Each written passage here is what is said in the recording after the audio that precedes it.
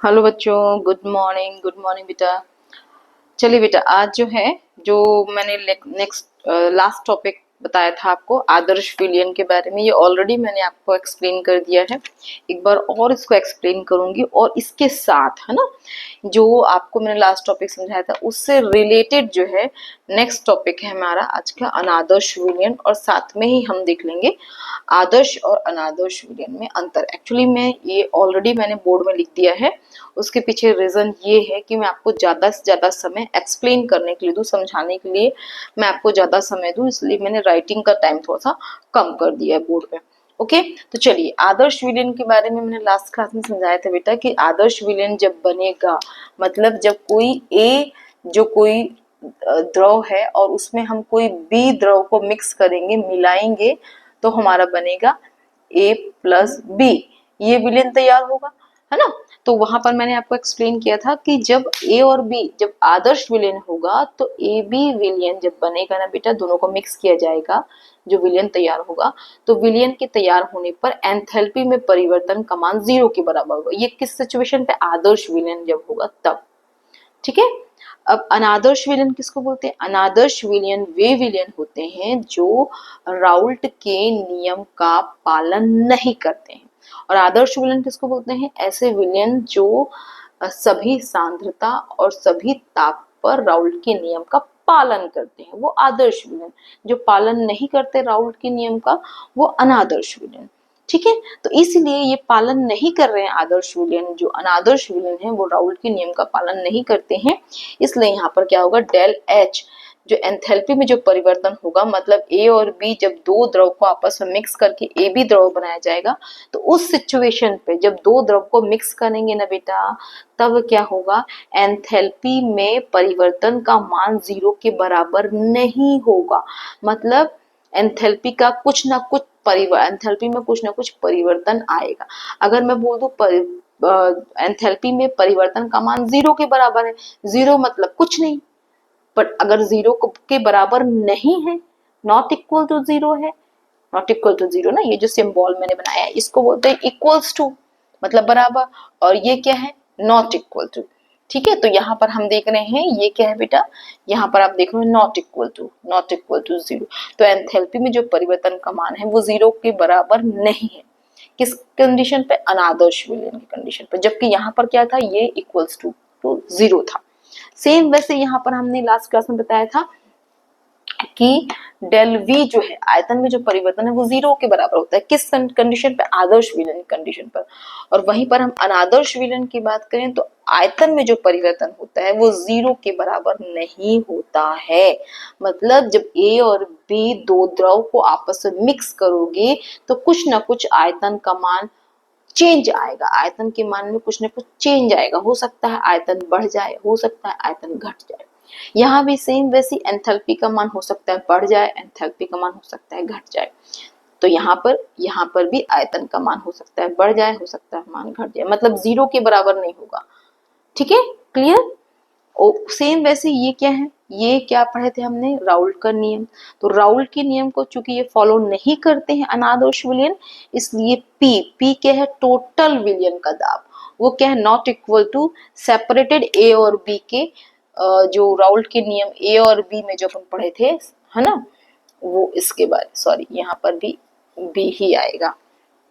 ठीक है, तो यहाँ पर भी हमने क्या देखा कि यहाँ पर हम देखेंगे कि इसमें क्या होगा, ये दोनों जो है नॉट इक्वल, टोटल जो पी के टोटल विलयन का दाब, और ये क्या है? ए घटक का राउल्ट के नियम का जो फॉर्मूला पढ़े थे, और ये बी घटक के, और दोनों का प्लस करने पर नॉट इक्वल, तो टोटल जो दाब होगा वो दोनों के आपस में बराबर नहीं होगा, माने इसके दाब में भी परिवर्तन आएगा। ठीक है, हो सकता है दाब बढ़ जाए, हो सकता है दाब घट जाए। माने ए और बी दो द्रव को मिक्स करने के बिफोर और मिक्स करने के आफ्टर के सिचुएशन को अपन यहाँ पर एक्सप्लेन कर रहे हैं। ठीक है, जैसे होता है ना फोटो में बिफोर एंड आफ्टर, सेम वैसी कंडीशन। माने ये ए और बी दोनों द्रवों को सेपरेट, जब इनको मिक्स नहीं किया गया तब की सिचुएशन, और मिक्स करने के बाद की सिचुएशन की कंपैरिजन कर रहे हैं, मतलब तुलना कर रहे हैं अपन। ठीक है, तो ए यहाँ ये वाला हो गया। ठीक है, देन एग्जाम्पल की बात करेंगे अनादर्श विलयन। अनादर्श विलयन में अपन देखेंगे एग्जाम्पल में अल्कोहल और पानी, ये दोनों को मिक्स करोगे तो ये अनादर्श विलयन के एग्जाम्पल के रूप। एग्जाम्पल बहुत सारे हैं पर यहाँ पर मैंने सबसे सिंपलेस्ट और एकदम इजीली याद होने वाला एग्जाम्पल आपको बताया है। ठीक है, तो ये हो गया अनादर्श विलयन के बारे में। सेम वही आप अगर आप देखोगे दोनों में कंपैरिजन, तो मैंने आप देखोगे डेल एच इक्वल्स टू 0, यहाँ पर मैंने क्या लिखा, del H not equal to 0, del V equal to 0, del V not equal to 0। यहाँ पर टोटल दाब जो है वो ये दोनों वैल्यू के नॉट इक्वल है और ये टोटल जो दाब है टोटल वैल्यू के इक्वल्स है। फिर दोनों के एग्जांपल्स, ऐसे आपको 4 पॉइंट में क्या करना है, आदर्श और अनादर्श विलयन को एक्सप्लेन करना है। ठीक है, साथ में अब यहाँ पर आपको ध्यान में रखना है बेटा कि जो अनादर्श विलयन होते हैं, जो कि राउल के नियम का पालन नहीं कर रहे हैं, तो दो द्रव को मिक्स करने के बाद यहाँ पर क्या होगा, एंथैल्पी में, फिर से रिपीट कर रही हूँ ना, तो एंथैल्पी में परिवर्तन का मतलब क्या होता है, या तो ए और बी द्रव को मिक्स करोगे तो या तो उष्मा ग्रहण होगी, मतलब उष्मा शोषी होगी, या तो उष्मा उत्सर्जित होगी। ये एकदम नॉर्मल कंडीशन है, मतलब दो द्रव को आप मिक्स करोगे तो कुछ ना कुछ तो होगा ही, उष्मा के मान में परिवर्तन आएगा ही, या तो उष्मा का मान घटेगा या तो बढ़ेगा। ये मतलब या तो उष्मा शोषी अभिक्रिया होगी या तो उष्मा क्षेपीय अभिक्रिया होगी। अभिक्रियाएं दो प्रकार की ही होती हैं, या तो उष्मा शोषी अभिक्रिया होगी या तो उष्मा क्षेपीय अभिक्रिया होगी, न्यूट्रल टाइप का नहीं होगा। ठीक है, तो यहाँ पर यही उष्मा क्षेपीय अभिक्रिया की उष्मा शोषी अभिक्रिया है। इसको अपन नेक्स्ट टॉपिक में और डिटेल से पढ़ेंगे, क्योंकि आगे के टॉपिक में अपन पढ़ने वाले हैं अनादर्श विलयन के टाइप, 2 टाइप आगे और पढ़ेंगे, तो इसको बहुत अच्छे से सेपरेट पढ़ना है ना, और दोनों को कंबाइन करके भी अंतर के फॉर्म में भी पढ़ना, इसलिए मैंने इसको अंतर के फॉर्म में लिखा है। और आपके एग्जाम में अंतर के फॉर्म में भी पूछ सकता है, एक एक सेपरेट भी पूछ सकता है, हो सकता है आगे नेक्स्ट में पढ़ाऊंगा, मतलब मीन्स मैं आपको अनादर्श विलयन का टाइप पढ़ाऊंगी, वो भी वेरी वेरी इंपॉर्टेंट है।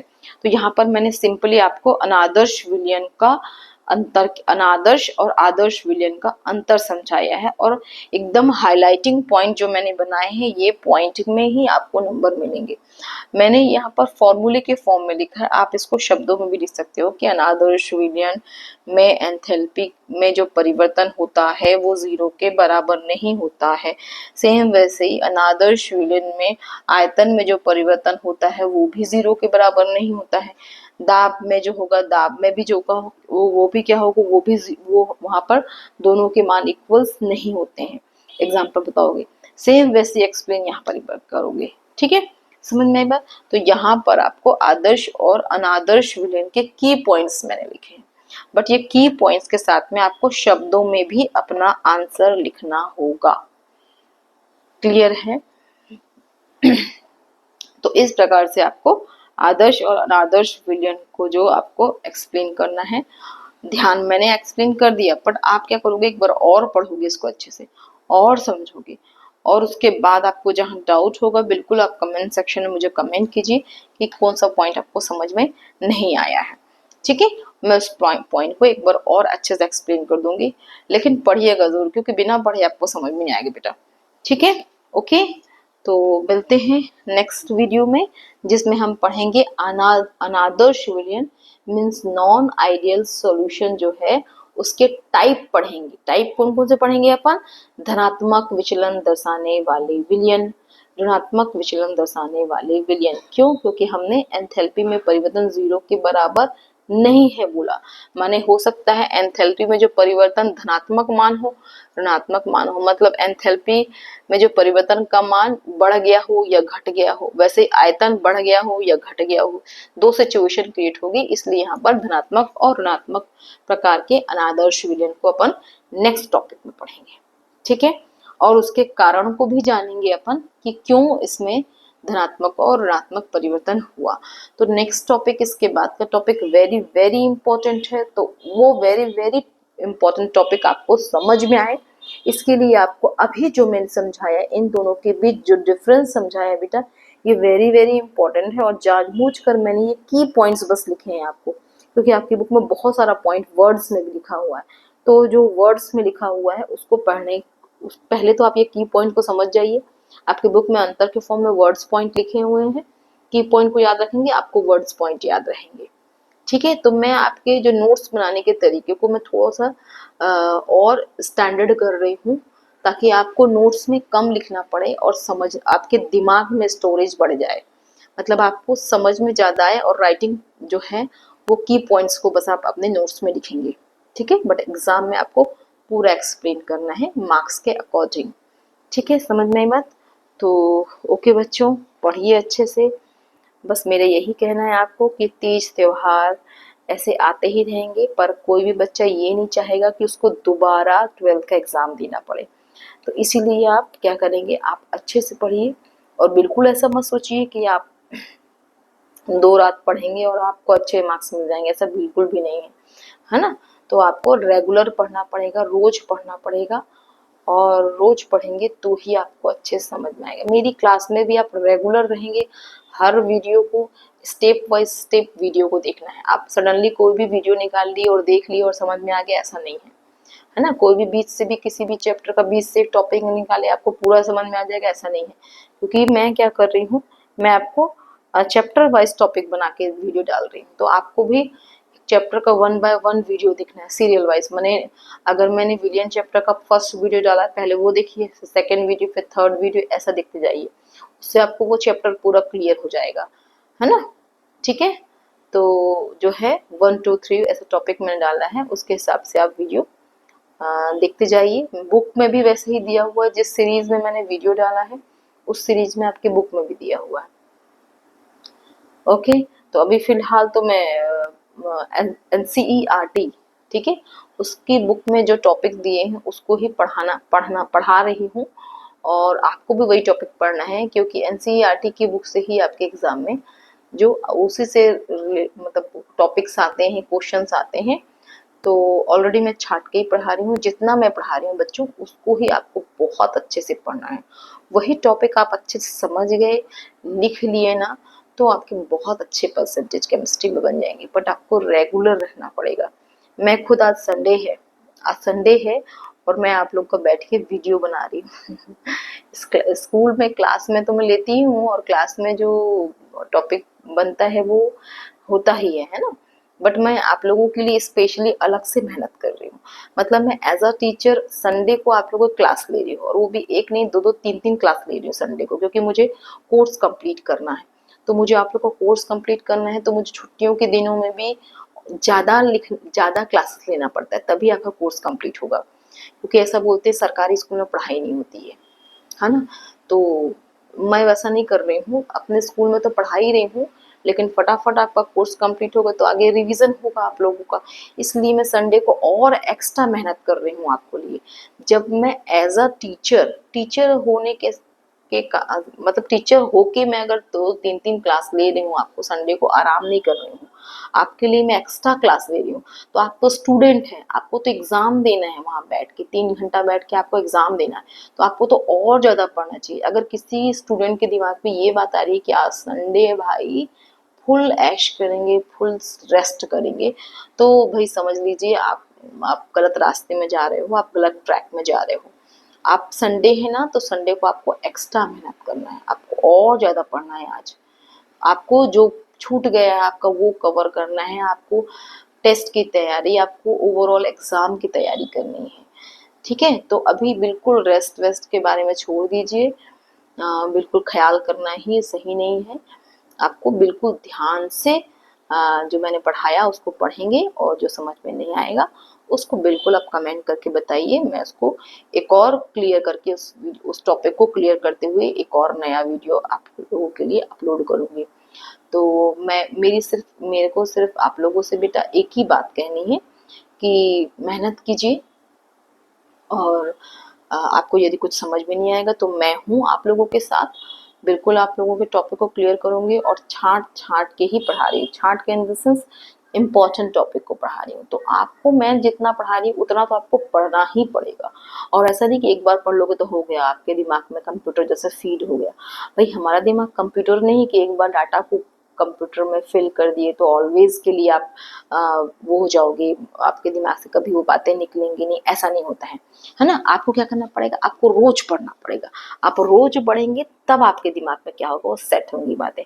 तो मेरा आपसे यही कहना है कि आप रेगुलर पढ़िए, रोज पढ़िए, ताकि आपको रोज पढ़ने से एक इंटरेस्ट भी क्रिएट होगा, टॉपिक भी क्लियर होंगे और आप अच्छे से लिख पाएंगे। ठीक है बच्चों, तो ओके, आज की क्लास के लिए बस इतना ही, और मिलते हैं। आदर्श विलयन तो कंप्लीट होगा, अनादर्श जो विलयन है इसके टाइप, इसके प्रकार को अपन नेक्स्ट वीडियो में एक्सप्लेन करूंगी।